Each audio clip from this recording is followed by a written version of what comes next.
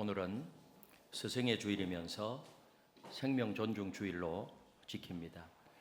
교역자로 또 주일학교 교사로 또 새가족 양육 교사로 셀 리더로 섬기시는 여러분들에게 하나님의 위로와 축복이 함께 하시기를 예수님의 이름으로 축복합니다. 스승이 존경받지 못하는 사회는 건강한 사회가 되지 못합니다.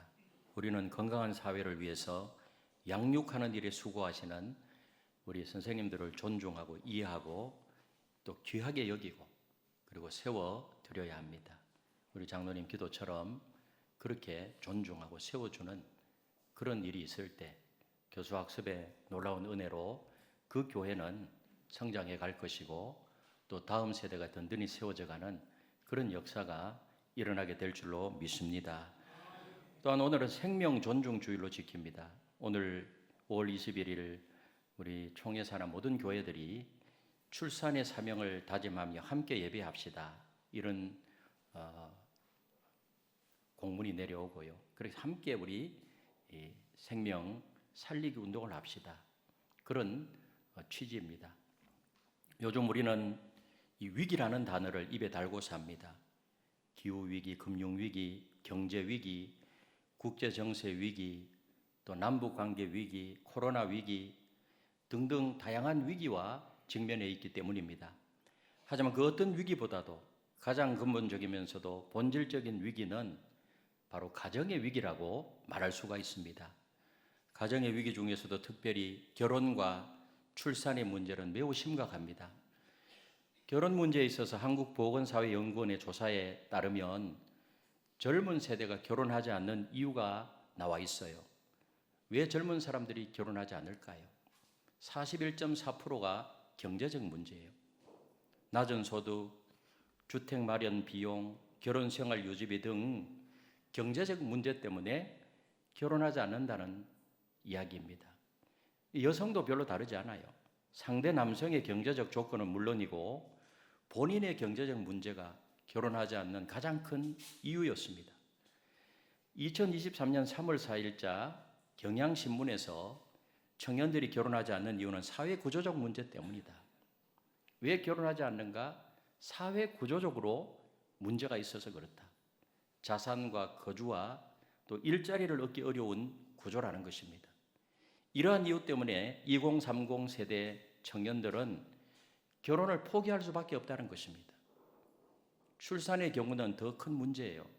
통계청 자료에 의하면 2022년 가임 여성 15살에서 49세까지 우리가 아이를 낳을 수 있는데요. 가임 여성 1명당 출산율을 나타내는 그 합계 출산율이 0.78명이라고 합니다.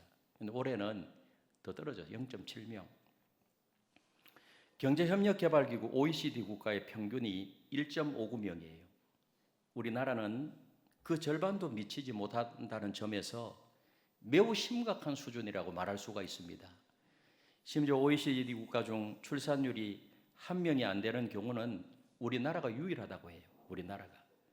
우리나라가 유일한 것이 많아요. 자살률 1등, 또 뭐예요? 출산율, 아이 낳지 않는 거 1등, 뭐 이런 거 많아요. 여러분, 이렇게 되면 24년 뒤에 어떤 결과가 발생하느냐 하면 국회 미래연구원의 분석과 같이 대한민국 대부분 지역이 소멸 위험 그리고 고위험 단계에 접어든다는 거예요. 이 지도를 보시면요, 2017년부터 이미 시작이 되었어요. 2047년 때가 되면 저렇게 변한다는 거예요. 우리나라가 소멸되어 버려요. 심각한 상황이에요. 그래서 이제 최근 가장 심각한 사회 문제로 이 결혼과 출산에 관련된 주제들이 계속해서 언론을 통해서 쏟아지고 있어요. 정치권은 물론이고 교육계와 그리고 지방자치단체들까지도 이 문제를 매우 심각하게 바라보고 있는 그런 상황입니다. 그런데 문제는 무엇일까요? 뚜렷한 해법이 없다는 거예요. 지난 17년 동안 출산율을 높이겠다고 쏟아부은 돈이요, 자그마치 320조였어요. 320조. 17년 동안 정부가 출산율을 높이기 위해서 얼마를 쏟아부었다고요?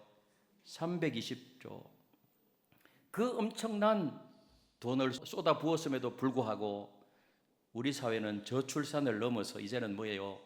초저출산의 위기를 맞고 있습니다. 그래서 이러한 위기는요, 사회 곳곳에서 지금 감지되고 있어요. 젊은 세대들 사이에서는 비혼 선언이 마치 유행이나 되는 것처럼 번져나가요. 결혼하지 않겠다. 저출산으로 인해서 소아청소년가가 폐업이 계속되어지고 있고요. 심지어는 학령 인구 감소로 도심의 학교들이 폐교되어지는 상황까지 발생을 하고 있습니다. 아이들이 없으니까 학교가 문을 닫는 거예요. 산부인과 안 가려고 그래요, 의사들이. 왜 그래요? 아이가 없으니까. 여러분, 그렇다면 교회라고 예외일까요? 우리가 실감하고 있는 것처럼 한국교회 성도 수는 해마다 줄어들고 있어요. 특별히 교회 학교 학생 수는 해가 거듭될수록 큰 폭으로 감소하고 있습니다. 그래서 다음 세대 전문가들은 한결같이 도심의 교회들도 주일학교 존폐를 걱정해야 될 만큼 빨간불이 켜진 상황이라고 그렇게 말해요. 그래서 전체적으로 보면 계속해서 주일학교가 없어져요. 왜? 아이가 없으니까요. 그래서 보다 못한 서울의 한 대형교회는 이러한 문제를 대처하기 위해서 미래성장위원회라는 실행위원회 TFT를 구성했다고 합니다. 여기서 내건 슬로건이 뭔가 하면 대한민국이 소멸하면 교회도 소멸한다. 이것이 슬로건이에요. 한번 따라서 대한민국이 소멸하면 교회도 소멸한다. 그건 당연한 것 아니겠어요? 지금의 현실에 대한 아주 절박한 심령이 그 심정이 반영된 그런 표현인 것입니다. 우리 대한민국의 결혼 문제, 출산 문제는 결국 교회 문제일 수밖에 없다는 거예요. 이러한 절박한 현실 속에서 교회의 역할은 무엇이겠습니까? 사회 구조적 문제로 인해서 결혼을 포기하는 젊은 세대, 결혼하고서도 출산을 꺼리는 신혼부부들로 인해서 결국 소멸 위험, 고위험 단계로 나가는 대한민국을 살리기 위해서 교회는 무엇을 감당해야 될까요? 여러분, 우리 교회가 주어진 사명이 있어요. 교회는 무엇을 감당할 수 있을까요? 첫 번째로는 교회는 성경에서 그 해법을 찾아야 됩니다. 어디서 찾아야 된다고요? 성경에서. 여러분, 창세기 1장에 나타난 이 6일간의 창조에서 그 중심 핵심은 인간 창조예요. 첫 번째 날, 둘째 날 하나님이 창조하셨습니다. 그리고 마지막 날 사람을 창조했습니다. 하나님은 인간을 하나님의 형상으로 지은 후에 첫 번째 주신 명령이 뭔가 하면 생육하고 번성하고 충만하라. 이것이 인간을 지으시고 하나님이 명령하신 창조 명령, 문화적인 명령이에요. 그래서 창세기 1장 28절에 보니 이렇게 말씀합니다. 우리 같이 한번 읽어보겠습니다. 시작. 하나님이 그들에게 복을 주시며 하나님이 그들에게 이르시되 생육하고 번성하여 땅에 충만하라. 땅을 정복하라. 바다의 물고기와 하늘의 새와 땅에 움직이는 모든 생물을 다스리라 하시니라. 이것이 뭔가 바로 문화적인 명령이라고. 문화적 명령. 따라서 문화적인 명령. 이 문화적인 명령에서 우리가 주목해야 될 것은 바로 세 가지입니다. 생육하고 번성하고 충만하라. 생육과 번성과 충만은 다 생명과 연관이 돼요. 생명과. 하나님께서 창조하신 모든 것은 생명의 재창출을 위해서 존재해야 되는 것이고요. 특별히 창조 세계에 대한 청지기적인 사명을 가진 인간은 더욱더 생명 재창출에 순종해야 될 사명이 있다는 것입니다. 생명 재창출. 물론 이 말씀이 무조건 많은 자녀를 낳아야 한다는 그런 의미는 아니에요. 왜냐하면 고린도전서 7장 8절에 보면 내가 결혼하지 아니한 자들과 과부들에게 이르노니 나와 같이 그냥 지내는 것이 좋으니라. 이런 말씀도 있기 때문입니다. 어떤 사람은 결혼하지 않고 또 자녀를 낳지 않으므로 하나님을 기쁘시게 해드릴 수 있기 때문이에요. 사도 바울이 결혼 안 했잖아요. 이것은 은사예요. 은사. 이것은 특별한 경우입니다. 그러나 대부분 모든 사람들은요, 모든 인간은 생명의 재창출을 위해서 생육해야 하고 번성해야 하고 충만해야 할 사명을 받은 자들이라는 것입니다. 이것은 모든 사람이 그래요. 하나님의 자녀들이 반드시 뭐예요? 문화적인 사명을 감당해야 될 줄로 믿습니다. 이것이 하나님의 명령이에요. 근데 온 인류가 죄로 인해서 물심판을 받은 이후에 하나님께서 노아와 또 언약을 맺는데요. 이 심판 이후에 창세기 9장 1절에 보니까 하나님이 노아와 언약을 맺습니다. 뭐라고 언약을 맺는가 하면 우리 같이 한번 읽어보겠습니다. 시작. 하나님이 노아와 그 아들들에게 복을 주시며 그들에게 이르시되 생육하고 번성하여 땅에 충만하라. 아담과 맺은 언약과 같아요. 노아와 다시 반복하는 것입니다. 창세기 1장의 명령이 지금 반복되고 있어요. 왜 똑같은 명령이 반복될까요? 하나님의 생명 재창출, 생명 번성 명령은 변함이 없다는 거예요. 여러분, 이것은 예수님이 다시 오실 때까지 이 명령은 절대 변하지 않는다는 것을 강조하고 있는 것입니다. 그렇다면 사람이요 인간이 생육하고 번성하고 충만하라고 말씀하신 그 하나님 명령에 순종하는 방법이 뭘까요? 이 문화적인 사명을 감당하며 하나님이 말씀하신 본질적인 이 명령을 순종하는 방법이 뭔가 하면 우리 하나님이 창세기 2장 24절에서 그 방법을 말씀하세요. 우리가 너무나도 잘 알고 있는 말씀입니다. 우리 같이 한번 읽어보겠습니다. 시작. 이러므로 남자가 부모를 떠나 그의 아내와 합하여 둘이 한 몸을 이룰지로다. 많이 들어본 말씀이죠. 이것이 무슨 말씀이죠? 바로 결혼입니다. 결혼을 통해서 이 생명 재창출의 하나님의 명령을 하나님이 준행하라. 남자가 부모를 떠나 그 아내와 합하여 둘이 한 몸을 이룰지로다. 이것은 뭔가 하면 결혼은 창조 명령입니다. 하나님의 명령이에요. 해도 되고 안 해도 되는 것이 아니라 반드시 이 일을 통해서 사회가 형성되고 교회가 형성되고 국가가 형성되어지고 이 일을 통해서 하나님 나라가 확장되어 간다는 사실을 믿으시기를 바랍니다. 이것이 중요하다는 것입니다. 하나님께서 직접 디자인하신 한 남자와 한 여자가 결혼을 통해서 생육하고 번성하고 충만하라는 명령에 순종하는 것입니다. 여러분, 팀 켈러 목사님은 결혼을 말하다 이런 책에서 이런 말을 했어요. 하나님께서 같이 한번 읽어보겠습니다. 시작. 하나님께서 인류의 안녕과 행복을 위해 결혼 제도를 만드셨다. 인류의 안녕과 행복을 위해서 하나님이 결혼 제도를 만드셨다. 하나님이 결혼 제도를 만들었는데요. 그는 성경이 창세기의 결혼, 아담과 하와로부터 시작해서 요한계시록의 결혼, 그리스도와 교회로 끝난다는 점을 지적해요. 즉 성경의 시작과 끝이 결혼이라는 주제로 연결되어 있다는 거예요. 그래서 창세기부터 요한계시록까지 큰 흐름 중에 굉장히 중요한 흐름이 뭔가 하면 결혼이라는 게 그만큼 결혼이 중요하다는 것입니다. 그러나 최근 우리 사회는 이 결혼과 관련해서 심한 몸살을 겪고 있습니다. 몸살 정도로만 끝나면 좋겠지만은 분위기를 보면 그렇게 가볍게 끝날 일이 아니에요. 얼마 전에 보건복지부 주관으로 저출산 대응 2030 청년 긴급 간담회가 개최되었어요.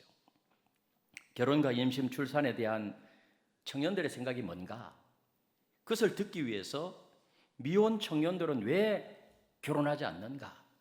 그런 간담회를 하는데요. 요약을 하면 세 가지로 나와요. 세 가지. 첫째는 안정적인 거주 마련이 어렵다는 것이고, 둘째로는 미래를 보장해 줄 일자리가 없다는 것이고, 세 번째로는 결혼할 경제적 여건이 준비되지 않았기 때문이라는 것입니다. 쉽게 말하면 뭐예요? 불안전한 미래 때문에 결혼하지 않겠다는 거예요. 사실 이 말씀을 자세히 들여다보면 오늘날 미혼 청년 세대의 시선이요, 현실이라고 하는 환경에 집중되어 있음을 알 수가 있어요. 왜 결혼하지 않는가? 환경적인 문제, 현실적인 문제, 그것이 결혼하지 않겠다는 결과로 나오는 것입니다. 경제적 여건, 사회적 지위, 이런저런 스펙 등등, 그들이 결혼하지 않는 이유가 대부분은 뭐예요? 매우 현실적인 이유 때문이라는 것입니다. 교회는 바로 이 점을 주목해야 합니다. 역사 속에서 교회가 세상의 마지막 소망이 될 수 있었던 이유가 무엇인가? 시대마다 어려움이 있었어요. 그때마다 국가가 사회의 소망이 아니라 교회가 사회의 소망이었어요. 오늘 이 시대도 교회가 사회의 소망이 되는 줄로 믿습니다. 유일한 소망이에요. 교회가 세상이 보지 못하는 걸 보게 해주었기 때문에, 세상에 내어놓지 못했던 영적인 대안을 내어놓았기 때문에 시대마다 어려운 문제를 극복할 수 있었습니다. 청년들의 결혼 회피 문제도 마찬가지라는 거예요. 여러분, 교회는 현실적인 시선이 고정된 청년들에게 영적인 눈을 열어줘야 돼요. 영적인 눈. 상황과 환경을 바라보는 것이 아니라, 현실이 아니라 하나님이 약속하신 미래에 대한 소망을 바라보게 해야 될 줄로 믿습니다. 영적인 눈을 띄어서 본질적으로 하나님의 말씀으로 돌아올 수 있도록 교육해야 될 줄로 믿습니다. 여러분, 이것은 저출산의 문제도 마찬가지예요. 앞에서 살펴보았지만은 저출산의 문제는 벌써 현실이 되었어요. 학령 인구가 계속 줄어가고 있고요. 거듭 말씀드리면 의대생들이요, 소아청소년과 산부인과는 기피 대상이 되고 있어요. 뉴스 많이 보고 있잖아요. 이러한 상황이 계속된다면 결국은 사회의 존립 자체가 위태로운 상황에 놓이게 될 것은 뻔해요. 문제는 비단 사회적인 문제만이 아니라 교회 역시도 뭐예요? 저출산 문제로부터 자유롭지 못하다는 것입니다. 그래서 교회의 교회학교 부서가 이미 통폐합되었고요. 그전에는 유년부, 초등부, 중등부, 고등부, 또 유년 1부, 2부, 3부 그렇게 되었는데, 그런 교회학교가 많이 없어졌고요. 옛날 이야기예요. 제가 전도사 시절에 얼마나 많이 모였는지 몰라요. 그래서 유년 1부, 2부, 3부, 초등 1부, 2부, 3부 그렇게 해가지고 아이들이 너무너무 많았는데, 지금은 다 통합이에요. 통합. 유초등부, 중고등부 다 통합이. 통합을 지나서 아예 이제 주일학교 없어져요. 여러분, 이러한 상황에 직면해서 교회는 현실만을 탓할 게 아니라 현실을 넘어서 소망의 미래를 바라보게 해야 될 줄로 믿습니다. 저출산 문제를 단지 정부와 정치권의 문제로만 여기는 것이 아니고, 한국 교회가 적극적으로 문제 극복을 위해서 고민하고 또 기도하고 대안을 찾고, 그래서 우리 총회도 교회가 나서야 되겠다. 우리 교단만이라도 이 일을 해야 되겠다. 그래서 지금 이 일을 지금 하고 있는 것입니다. 자, 그래서 구체적으로 교회는 어떻게 이 문제를 풀어가야 할까요? 교회가 풀어갈 수 있는 방법이 뭘까요? 먼저 결혼과 출산에 관한 성경적 세계관을 바로 세워야 돼요. 오늘 24절 결혼 명령 다시 한번 읽겠습니다. 시작. 이러므로 남자가 부모를 떠나 그의 아내와 합하여 둘이 한 몸을 이룰지로다. 둘이 한 몸을 이루어야 돼요. 결혼 명령. 그래서 청년들이 결혼 정년기가 되면 반드시 결혼해야 돼요. 반드시 결혼. 특별한 상황이 아니고는, 내가 독신의 은사를 받지 않은 이상 결혼해야 돼요. 여러분, 자녀들이요, 엄마 아빠하고 살면 안 돼 하면은 아유 그래 하자 하면 돼요, 안 돼요? 돼요, 안 돼요? 나는 니하고 살기 싫거든. 에? 절대로 안 돼, 절대로. 그걸 왜 그런가 하는 것이 성경적 근거로 이야기를 해야 돼요. 그래서 이 결혼은 현실이라는 환경을 넘어서 이것은 하나님의 명령이요, 하나님 나라를 만들기 위함을 가르쳐야 됩니다. 그래서 이 가르치는 것도 이미 청년 때부터 하면 늦어요. 더 일찍 해야 돼요. 제가 볼 때는 이런 커리큘럼이요, 이제는 중고등부 그 공과에도 들어가야 되고요. 제가 최근에 해피가정사역연구소 소장 서상봉 목사님이 쓴 결혼 플랫폼이라는 책을 한 권 선물 받았는데, 이 책을 보니까 연애학교, 결혼예비학교, 부부학교 입문서예요. 참 읽어보니까 기독교적 세계관에서 책을 잘 썼어요. 그래서 이걸 딱 읽어보니까요, 이런 내용들을 청년들도 교육해야 되겠지만은 주일학교 커리큘럼에 넣어서 우리 총회적으로 중고등학교 때부터 이런 본질적인 것, 원리적인 것을 교회 안에서 가르쳐야 돼요. 서철원 박사 교회신학 인간론에 보면 이 하나님의 창조 경륜을 이야기해요. 한번 따라서 하나님의 창조 경륜. 하나님은 창조 경륜을 이루기 위해서 우주 만물을 창조했다는 거예요. 하나님의 창조 경륜이 뭔가 하면 이 우주 만물을 지우고 첫째 날 마지막에 사람을 지어놓고 하나님의 백성을 만들어서 그 백성을 통해서 하나님은 찬양을 받고 경배를 받으시기 위해서 하나님이 사람을 창조한 거예요. 그것이 곧 하나님의 나라예요. 하나님이 이 목적을 이루기 위해서 많은 백성을 생산하도록 하셨습니다. 처음 아담과 하와는 창조로 이루어졌지만 그 후손들은 다시 창조하는 것이 아니라 출생을 통해서 생성되어야 하기 때문에 남자와 여자가 한 몸과 한 가정을 이루도록 하나님은 결혼 제도를 세웠다는 거예요. 그게 창세기 2장 21절에서 24절이에요. 또 하나님은요, 남자와 여자를 지으심으로 가정을 이루어 사람이 될 수 있도록 했어요. 그래서 남자와 여자가 가정을 이루어야 온전한 사람이 되는 거예요. 남자는 여자 없이, 여자도 남자 없이 바르게 살 수 없게 지어졌습니다. 남자는 여자의 도움을 받아서 사람이 되도록 창조되었어요. 여자도 남자와 함께 바른 존재가 될 수 있게 하셨습니다. 그래서 남녀를 만들어서 결혼하고, 그래서 자녀를 출산하고, 그것이 교회가 되고, 그리고 사회가 되고, 국가가 되고, 나아가서 하나님의 백성이 되어서 하나님 나라를 하나님이 튼튼히 세워서 그들이 하나님을 찬양하고 경배 올리고, 그것이 뭐예요? 하나님의 창조 경륜이란 말이에요. 갈수록 결혼의 의미가 퇴색되고 하나님 나라가 홀대받는 상황에서 이러한 성경적 결혼관이 회복되기를 소망합니다. 할렐루야. 그러자면 교회가요, 결혼을 앞둔 30, 40 세대들에게 그리스도인의 결혼관을 잘 지도하고 배우고 훈련하고 준비하도록 해야 된다는 거예요. 그리고 새로운 생명 탄생의 중요성을 바로 알아야 돼요. 생명 탄생이 얼마나 중요한가. 창세기 1장 28절 이거 완전 달달달 외워야 돼요.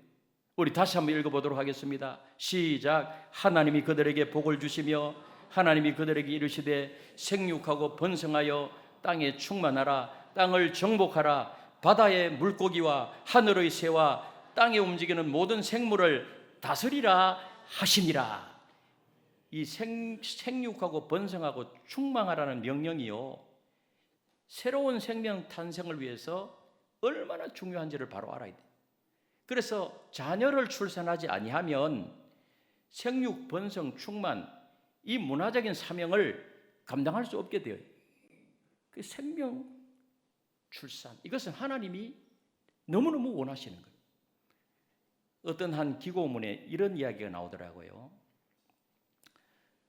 만약에 기독교인의 출산율을 1명, 2명, 그 다음에 2.5명으로 가정하고 예수 믿지 않는 사람이 1명만 낳도록 하고, 만약에 현재 인구를 5천만 명으로 생각하고 기독교인이 20% 계산하면 교인은 1명 놓고 비교인 1명 놓으면 그렇게 가면 국가는 소멸돼 버려요.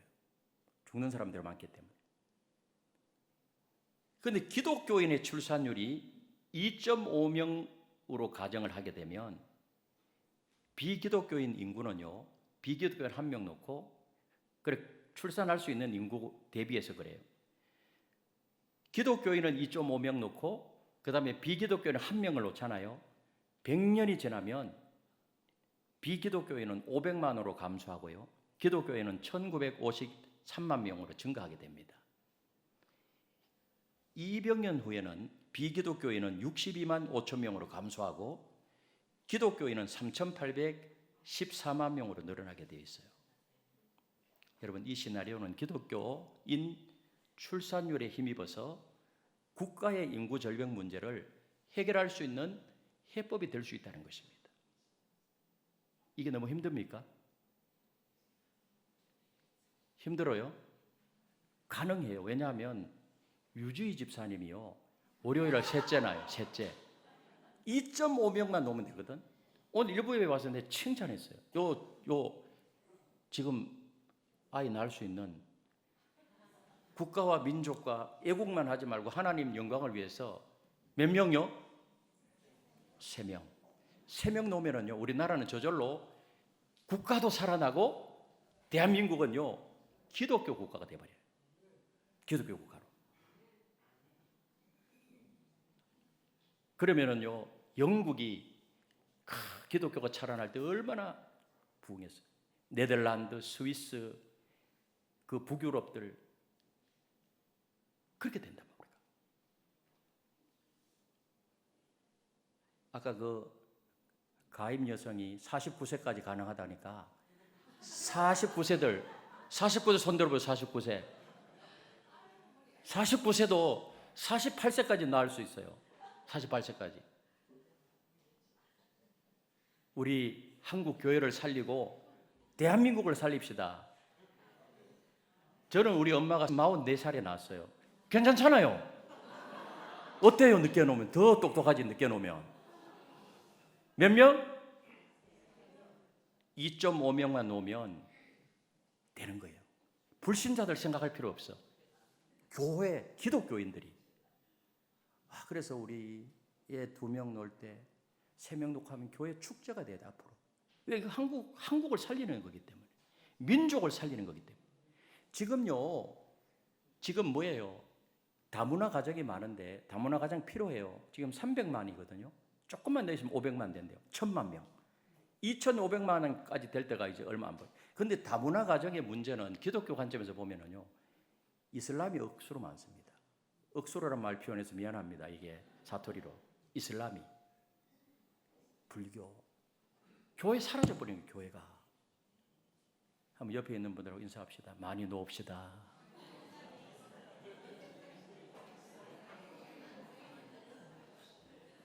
사라는 94살에 이삭을 낳았는데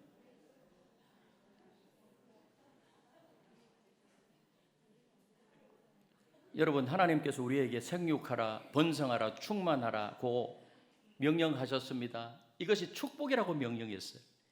그래, 어떤 면은 이미 우리에게 답이 있어요. 우리 인생 만능해법인 하나님의 말씀에서 우리의 살 길을 찾고 그 길을 다음 세대에게 보여줄 때 현재의 위기는 반드시 기회가 될 줄로 믿습니다. 또한 교회 안에서 좋은 가정들을 세워서 롤 모델로 삼아야 돼요. 롤 모델.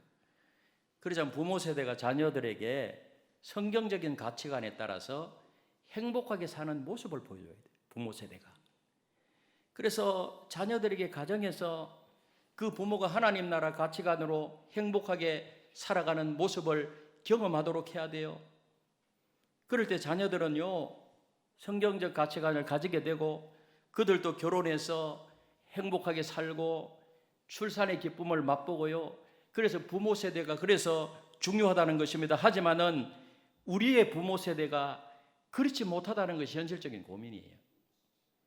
미국에서 행한 한 설문조사에 의하면 이런 질문을 해서 당신은 행복한 가정을 갖고 있습니까? 83%가 노라고 대답했어요. 83%. 결혼해서 행복하지 않다. 83%. 미국만 그럴까요? 여러분의 가정은 어떻습니까? 제가 한번 질문해요. 당신의 가정은 행복하십니까? 당신은 행복한 가정을 가지고 계십니까? 이렇게 약해가지고 이 나라가 살겠어요. 이래가지고 다시 당신의 가정은 행복하십니까? 이 정도는 돼야 되지 않습니까? 우리 교회부터. 그럼 몇 년 전에요, 서울 어느 신문사에서 강남에 사는 중산층 주부들을 대상으로 설문조사한 것이 보도된 적이 있어요. 다시 태어나면 지금의 남편과 결혼하겠습니까? 이런 질문이었어요. 14.5%가 그럴 생각이 전혀 없다. 54.1%가 다시 생각해 보겠다. 12.3%가 생각 없이 산다. 5%는요, 현재의 남편을 증오한다. 결국 80% 이상이 자기들의 부부 생활에 대해서 부정적인 견해를 말했습니다.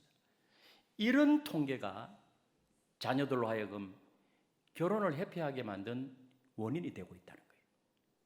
나는 우리 부모님처럼 저런 가정이 된다고 하면 난 결혼 안 할래.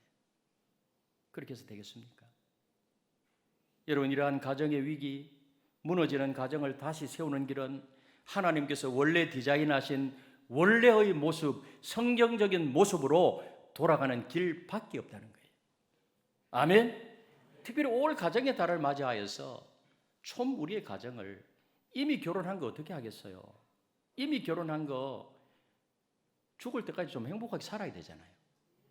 그런데 행복하게 살려면은요, 나를 내려놓고, 내 나라를 내려놓고 하나님의 나라로 돌아가야 돼요. 내 나라가 되니까요, 내가 행복하게 되려고 하니까 자꾸 불평불만뿐인 거예요. 결혼은요, 내가 행복하기 위해서 하는 것이 아니고 상대편 배우자를 행복하게 해주기 위해서 결혼하는 거거든. 그 서로 하나님을 바라보면 하나님 나라 건설에 초점을 맞추게 되면 이게 사명이 되고 그 결과로 따라오는 보상이 뭔가 하면 행복이라는 거예요. 그래서 결혼은요, 행복하기 위해서 하는 것이 아니라 사명 감당하기 위해서 하는 거예요. 원래는 성경적으로 보면. 그럼 보상으로 행복이 따라오는 거예요. 아멘이십니까? 그렇게 하기에 자녀들도 영향을 미치고요. 그리고 백문이 불여일견이라고 그 어떤 이론보다도 강력한 것은 자녀들이 결혼해서 좋은 가정을 직접 경험함으로 결혼의 기쁨을 알게 하고 또 출산의 의미와 행복을 느끼게 하는 것입니다. 그래서 우리 자녀들이 직접 결혼해서 서로 청년들 얼마나 좋아요. 그래서 행복하게 사는 모습을 보여주고, 그렇게 하면 점점 이 문제가 해결되고 교회는 이 본질적인 일부터 감당하기 위해서 애를 써야 됩니다. 오늘날 가정을 허무는 작은 여우들이요, 가정을 무너뜨리려고. 가정 무너뜨리면 교회 무너뜨리죠. 사회와 민족이 무너뜨려지죠. 나아가서 하나님의 나라가 약화되어지죠. 이것이 포도원을 허물는 작은 여우들의 역할인 것입니다. 그러므로 세대가 악해져 갈수록 우리는 더욱 가정을 든든하게 세워야 될 줄로 믿습니다. 마지막으로 교회와 국가가 함께 해법 찾기에 마음을 모아야 해요. 그래서 개혁자 칼빈은요, 하나님께서 우리에게 영적인 정부와 정치적인 정부를 선물로 주셨다, 이런 말을 했어요. 영적 정부는 교회고 정치적인 정부는 국가예요. 그래서 국가와 교회는요, 굉장히 밀접해요. 교회는 신적 기관이고 국가는 다른 기관이에요. 이는 마치 영혼과 육체가 밀접한 관계를 가지는 것처럼 밀접해요. 그래서 결혼 문제, 저출산 문제, 교회와 국가가 함께 해법을 찾기 위해서 애를 써야 되는 거예요. 애를. 부산에도 우리 성시화에서 부산시장과 함께 이렇게 만나가지고 이 저출산 문제, 부산만이라도 이 문제 어떻게 해결할까 함께 고민하고 기도하고 또 각 구청별로 또 애를 쓰고, 이건 뭐예요? 교회와 국가가 함께 하는 거예요. 계속해서 서로 공감하고요. 왜 젊은 청년들이 결혼을 꺼리고 있는지, 왜 젊은 부부들이 새로운 생명의 탄생이라는 기쁨 앞에서 망설이고 두려워하는지, 교회가 그들의 말에 귀를 기울이고요, 고민하는 젊은 세대를 위해서 함께 울고 웃는 공감의 자세로 교회가 나가야 됩니다. 이럴 때 비로소 교회가 그들을 실제적으로 어떻게 도와야 하는지 그 답을 찾게 될 것이고요. 그 다음 국가는 경향신문에서 말한 것처럼 사회구조적 문제 때문이라고 하니, 자산과 거주와 일자리를 얻기 어려운 구조라고 하니까 이 문제를 놓고 보다 어떻게 실제적으로 도울 수 있는가. 맨날 국회에 모이기만 하면 좀 밥그릇 싸움 하지 말고 이념 논쟁 그만하고, 지금 국가가 사라져버리면 국회의원이 뭐가 필요 있고 대통령이 뭐가 필요 있어요. 나라가 지금 그렇게 흘러가고 있는데 재정 아끼고 얼마든지 국가가요 잘 머리를 쓰면은, 유럽도 그런 시기가 있었거든요. 그래서 교회와 국가가 함께 힘을 합쳐가지고 이 문제 해결했잖아요. 우리도 그렇게 해결해 나가야 될 줄로 믿습니다. 답답해. 뉴스를 보면은 답답한 이야기밖에 안 해요. 사랑하는 성도 여러분, 이제 더는 한탄만 하고 있을 수 없습니다. 결혼과 저출산 문제 앞에서 10년 아니 100년을 내다보고 교회와 정부가 함께 머리를 맞대야 합니다. 교회는 영적 정부로서 국가 정부의 고민을 함께 공감해야 됩니다. 국가는 정치적 역할을 행함에 있어서 영적인 정부인 교회와 협력해야 됩니다. 그렇게 할 때 우리 사회는 당면한 위기를 기회의 디딤돌로 삼을 수 있게 될 줄로 믿습니다. 그래서 진리의 말씀을 따라 성령의 인도하심을 따라서 이 당면한 사회 문제를 해결할 수 있도록 도와달라고 우리는 하나님 앞에 지혜를 구해야 돼요. 사람이 최선을 다하지만은 그것을 이끌어 가시고 인도하시는 분은 하나님이시기 때문에 하나님 이 나라 이 민족에게 긍휼을 베풀어 주시고 하나님의 은총이 필요합니다. 더욱더 하나님의 은총을 의지하며 우리 한국교회가 그렇게 나가게 될 때 앞으로 좋은 희망의 미래가 펼쳐지게 될 줄로 믿습니다. 이런 조국교회와 우리 하나인 교회와 이 나라 인민족이 되시기를 예수님의 이름으로 축원합니다.